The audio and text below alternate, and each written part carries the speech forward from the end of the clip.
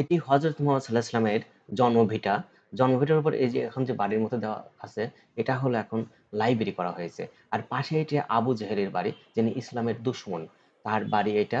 এই যে এটা এখন টয়লেট করা হয়েছে, টয়লেট বানানো হয়েছে। প্রতিটা হাজি এবং উমরা করা হাজিরা যায় এখানে টয়লেট করে থাকে। দেখেন এই পাশেই হলো আ আবু জেহেলের বাড়ি, যেটা টয়লেট। আর এর সাইডেই হলো এটা নবীর বসতভিটা।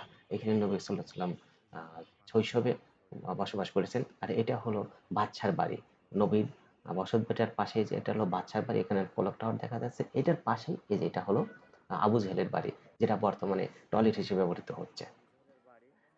এই যে এইখান থেকে এখন আমরা এই যে ভিতরের দিকে যাচ্ছি, এই যে এটা হলো আবু জেহেলের বাড়ি, যেটা ওনার ছিল ইসলামের দুশমন। উম এখন আমরা যাচ্ছি সাফা মারোয়া পাহাড়ের এই পাশ ঘেঁষে, এইখানে মারোয়া পাহাড়ের কাছে। এইখান দিয়ে আমরা হেঁটে যাচ্ছি নবীর জন্মভিটা এবং আবু জেহেলের বাড়ি, ওইটা দেখার জন্য। এখন এই যে দেখুন, এই যে সবাই যাচ্ছে ছাপা মারা তওয়াফ করার জন্য এই মসজিদের পাশেই এই জায়গাটা। বর্তমান হযরত মুহাম্মদ সাল্লাল্লাহু আলাইহি ওয়াসাল্লামের জন্মভিটাকে বানানো হয়েছে একটি লাইব্রেরি, আর ইসলামের দুশমন আবু জাহেলের ভিটাকে করা হয়েছে টয়লেট। এখন আমরা সামনের দিকে হেঁটে যাচ্ছি। এটা উম, এই বাড়ি এবং এই টয়লেটের জায়গাটা কাবা ঘরের সন্নিকটে। এটা হযরত মুহাম্মদ সাল্লাল্লাহু আলাইহি ওয়াসাল্লামের পিতৃভূমি। এই যে এই সামনেই এখন আমরা হেঁটে যাচ্ছি, পাশে যে ওটা বাদশার বাড়ি। আর এইখান থেকে যে আমরা হেঁটে যাচ্ছি পাশ ঘেঁষে, এই যে এইখান থেকে যাচ্ছি আমরা, এই যে এখন ঢুকবো, এটা আবু জেহেলের বাড়ি। জি, আবু জেহেল ছিল ইসলামের দুশমন। তার অনেকগুলো নাম ছিল। আবু জেহেল ছিলেন মক্কার একজন বহু ঈশ্বরবাদী মূর্তি পূজারী কুরাইশ নেতা। ইসলামের নবী হযরত মুহাম্মদ সাল্লাল্লাহু আলাইহি ওয়াসাল্লাম কে মক্কার প্রাথমিক মুসলমানদের ব্যাপক বিরোধিতা করতেন তিনি। নবী মুহাম্মদ সাল্লাল্লাহু আলাইহি ওয়াসাল্লাম নবুয়ত ও ইসলাম প্রকাশের পর তিনি ইসলামের ঘোর বিরোধিতা ছিলেন এবং ইসলাম অনুসারীদের অকথ্য নির্যাতন করতেন। আবু জাহেল হযরত মুহাম্মদ সাল্লামের দেওয়া নাম। ওনার নাম ছিল আবু আল হাকাম। ওনাকে উপাধি দিয়েছিল বিধর্মীরা, কুরাইশরা। আক্ষরিক অর্থে ওটার অর্থ ছিল জ্ঞানী, বিচারের জনক। আর আমাদের নবী হযরত মুহাম্মদ সাল্লাল্লাহু আলাইহি ওয়াসাল্লাম বলেছিলেন, যারা ওনাকে আবু আল হাকাম বলবেন, এর জন্য তাদের ক্ষমা চাওয়া উচিত আল্লাহর কাছে। হযরত মুহাম্মদ সাল্লাল্লাহু আলাইহি ওয়াসাল্লাম নাম দিয়েছিলেন আবু জাহেল, যার আক্ষরিক অর্থ হলো অজ্ঞতার জনক। সেই অজ্ঞতার জনকের আমরা এখন বাড়ির ভিতরে। এই দেখুন এখানে হাজিরা এই টয়লেট সেরে এখানে আসছে, গোসল করছে, এই যে পরিষ্কার করছে, এরা হলো বাংলাদেশি।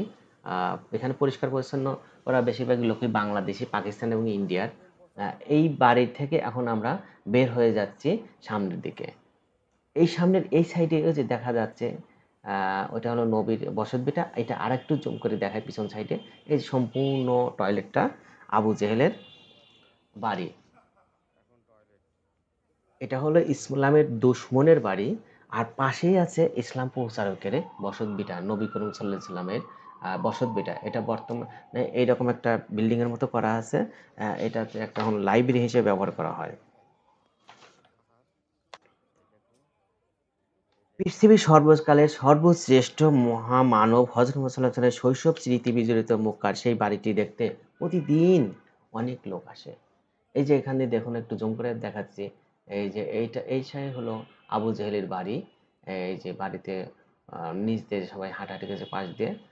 এই যে আবু জেহেলের বাড়ি এই সাইডে, এই যে এইখানে এই ডান সাইডে গেট।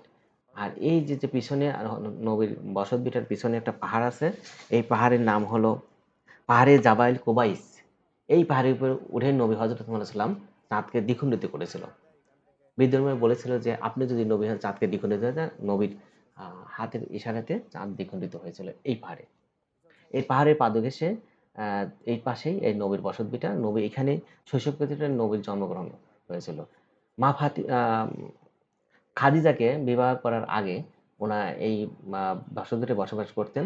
আর বিবাহের পরে এই যে ফাঁকা জায়গা, এই জায়গাতে খাদিজার একটা ঘর ছিল। সেইখানে নবী করিম বসবাস করতেন বিবাহের পরে।